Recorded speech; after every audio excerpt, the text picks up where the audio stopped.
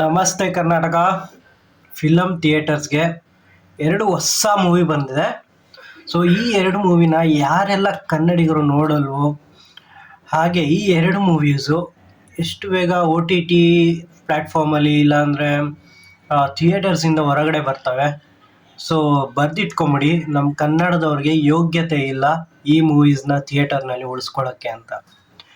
ಮೊದಲನೇ ಮೂವಿ ಬಂದು ಸೂ from so. Amazing movie.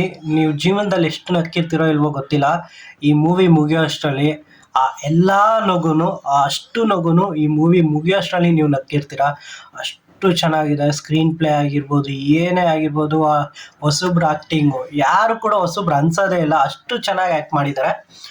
So ಈ ಮೂವಿನ ಫ್ಯಾಮಿಲಿ ಫುಲ್ಲು ನೋಡ್ಬೋದು. ವಯಸ್ಸಾದವರು, ವಯಸ್ಸಿರೋರು, ಇನ್ನು ಚಿಕ್ಕ ಮಕ್ಕಳಿಂದ ಎಲ್ಲರೂ ನಗ್ತಾರೆ. ಅಷ್ಟು ಚೆನ್ನಾಗಿದೆ ಮೂವಿ. ಸೊ ಖಂಡಿತವಾಗ್ಲೂ ಈ ಮೂವಿನ ಮಾತ್ರ ಥಿಯೇಟರಿಂದ ಆಚೆ ಬರೋ ಥರ ಮಾಡೋಕ್ಕೆ ಹೋಗಬೇಡಿ.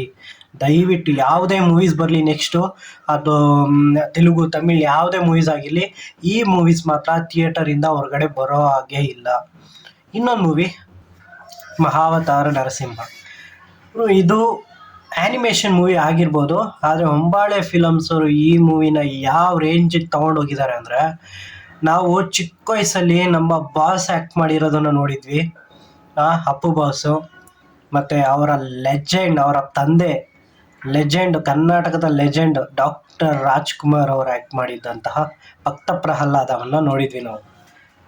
ಈ ಮೂವಿ ಲಿಟ್ರಲಿ ಹೇಳ್ತೀನಿ, ಯಾವುದೇ ಆ್ಯನಿಮೇಷನ್ ಬೇರೆ ಹಾಲಿವುಡ್, ಬಾಲಿವುಡ್ ಲೈಕ್ ಆ ಥರ ಆ್ಯನಿಮೇಷನ್ ಮೂವಿಲಿ ಬರ್ತಾವಲ್ಲ, ಅದಕ್ಕಿಂತ ಏನು ಕಮ್ಮಿ ಇಲ್ಲ ಗುರು. ಇದು ಯಾವುದೇ ಮೂವಿನಾಗಲಿ ಇದು ಬೀಟ್ ಹೊಡೆಯುತ್ತೆ. ಅಷ್ಟು ಚೆನ್ನಾಗಿದೆ ಮೂವಿ.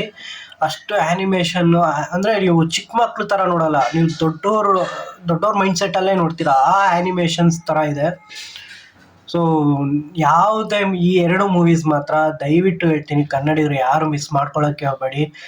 ಮಹಾವತಾರ ನರಸಿಂಹ ಮೂವಿ ಅಂತೂ ಹಿಂದೂಗಳು ಮೇಯ್ನಾಗಿ ಹಿಂದೂಗಳು ನಮ್ಮ ಸನಾತನ ಧರ್ಮದ ಬಗ್ಗೆ ಎಷ್ಟು ಚೆನ್ನಾಗಿ ತೋರಿಸಿದ್ದಾರೆ. ದಯವಿಟ್ಟು ಈ ಮೂವಿನ ಮಿಸ್ ಮಾಡ್ಕೊಳ್ಳೋಕೆ ಹೋಗಬೇಡಿ. ಥಿಯೇಟರ್ ಬಂದು ಸಿನಿಮಾ ನೋಡಿ ಪ್ರೋತ್ಸಾಹಿಸಿ. ನಮ್ಮ ಕನ್ನಡ ಸಿನಿಮಾಗಳು ಬೆಳಿಬೇಕು. ಸೊ ಎಂಟೈರ್ ವರ್ಲ್ಡ್ ನಮ್ಮ ಕನ್ನಡ ಸಿನಿಮಾ ಬಗ್ಗೆ ಮಾತಾಡಬೇಕು ಅಂದರೆ ನಾವು ಕನ್ನಡಿಗರಾಗಿ ನಾವು ಈ ಎರಡು ಮೂವೀಸ್ನ ಯಶಸ್ಸು ಪಡಿಸ್ಬೇಕು.